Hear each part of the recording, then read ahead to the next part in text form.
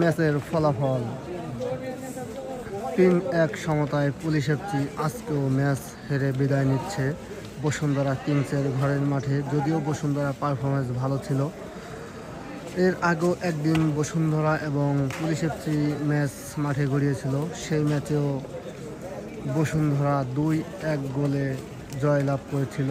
আজকের ম্যাচে যদিও বৃষ্টির মধ্যে এত সময় ফুটবল ম্যাচ চলছে ফুল টাইম, তো এই মুহূর্ত থেকে 3-1 গোলে ম্যাচের বিদায় নিচ্ছে এবং বসুন্ধরা কিংস যদিও পেনাল্টি ট্রাইব্রেকার মিস করেছেন ফরেন প্লেয়ার, দেখতে পাচ্ছেন রাকিব।